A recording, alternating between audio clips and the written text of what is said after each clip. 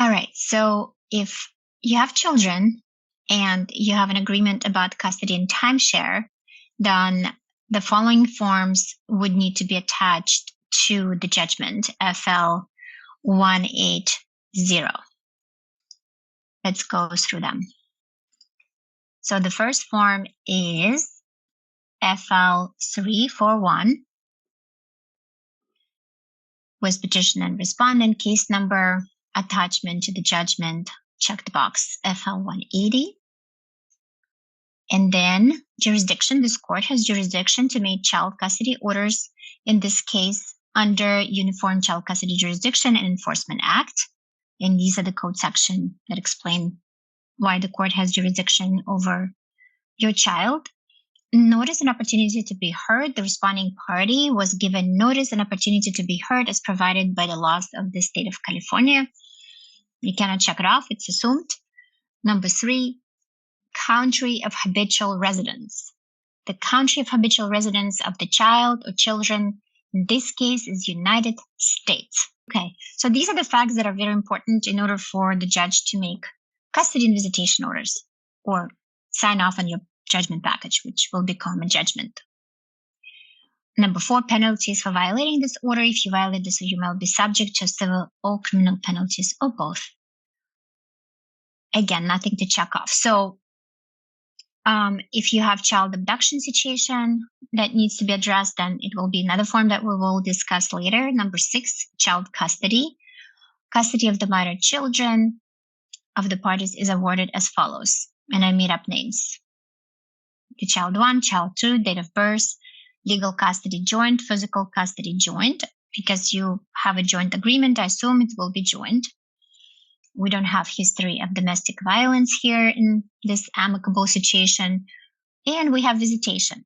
So either you can pick reasonable visitation, or you can attach your own visitation schedule, or you can use in no visitation or e-visitation for the petitioner. Let's say it's the father.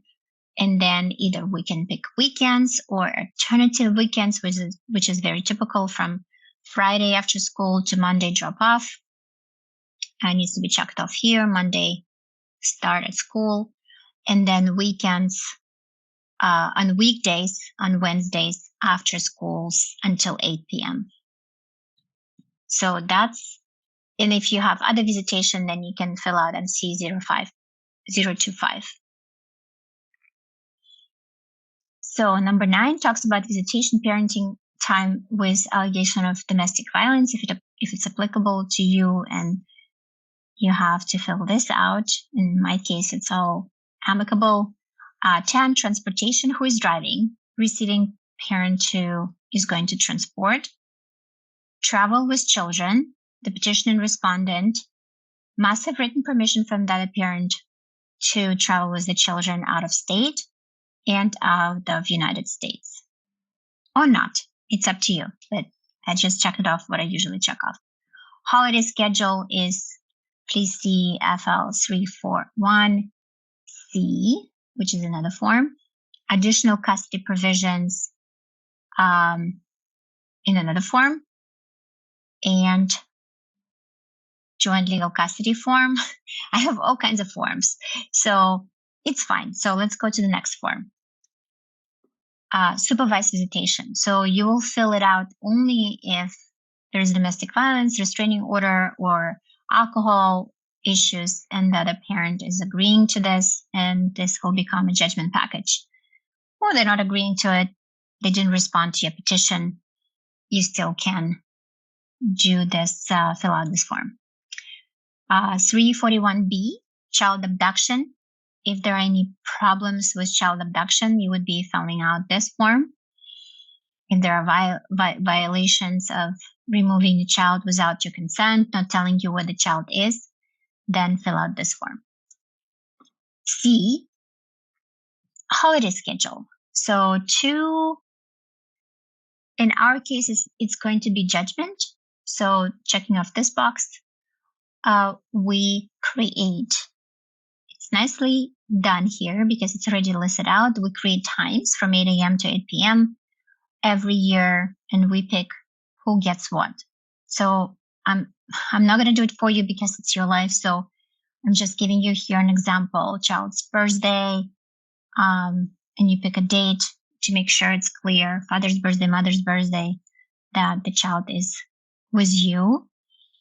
And then whatever other holidays have not been addressed, Christmas, first half winter break, second half winter break, summer break, if you have other religious holiday, vacations. We say that both parents have can travel 2 consecutive weeks and have to give each other 30 days advance notice. And then the other parent must notify and has 7 days to respond if there's a problem. And in 2, if the parties agree on the vacation plans, then you can say if they have disagreement, then who prevails on even number years and odd number years? Because if they want to go at the same time, which is unlikely but possible, that's then giving one parent a preference. And any vacation outside of California and United States requires written consent.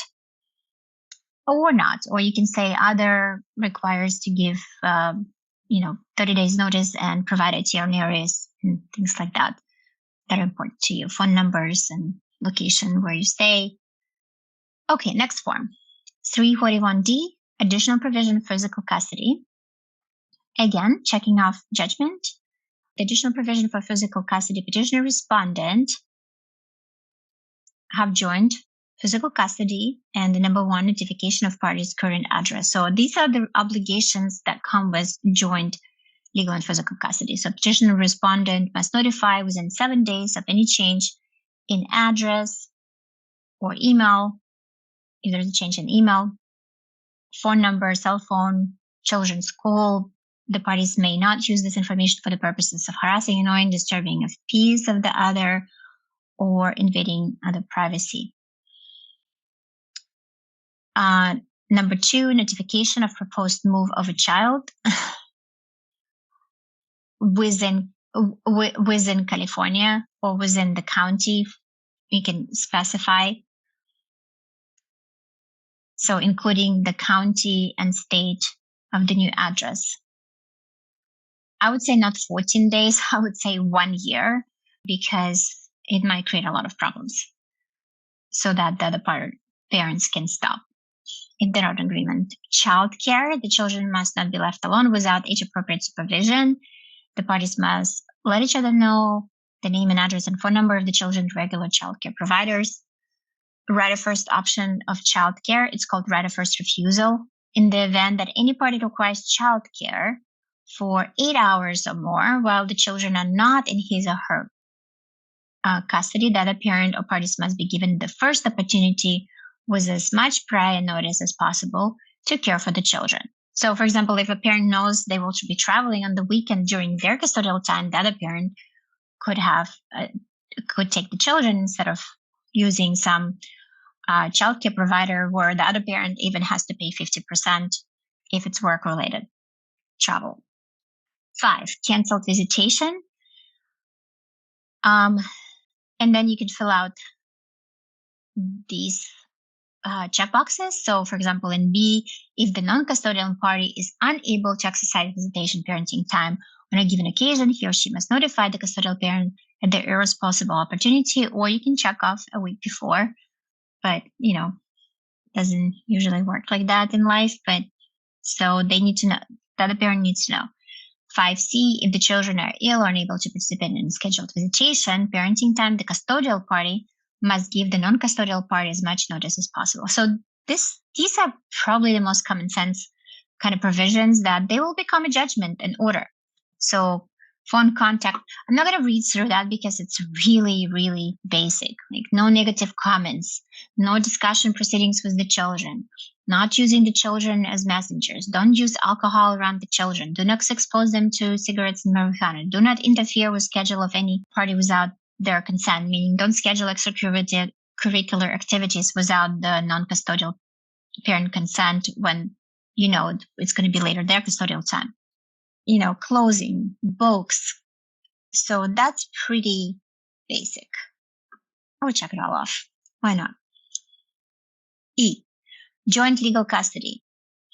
Again, attaching judgment attachment. Petitioner respondents have joint legal custody. So what does it include? Enrollment or leaving particular private school or public school. Beginning or ending psychiatry, psychological, or mental counseling or therapy. Participation in extracurricular activities, meaning all these things will require, must discuss and get consent prior to doing all these things. So this is important. If a party does not obtain the consent of the other party to those items in number 2, which are granted as court orders, he or she may be subject to civil penalties. So that's given. The court may change legal and physical custody, or you can put other consequences that you feel that the other parent will agree as part of the judgment.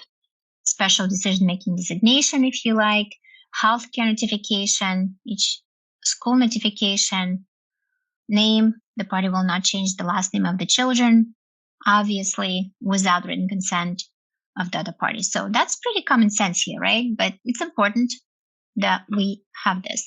I finished all these forms up until E. Yeah, these are all the forms that you could use, especially you need to use FL341, but other forms you should use because they're pretty common sense and it's good to have a judgment about them. So that's it for this video.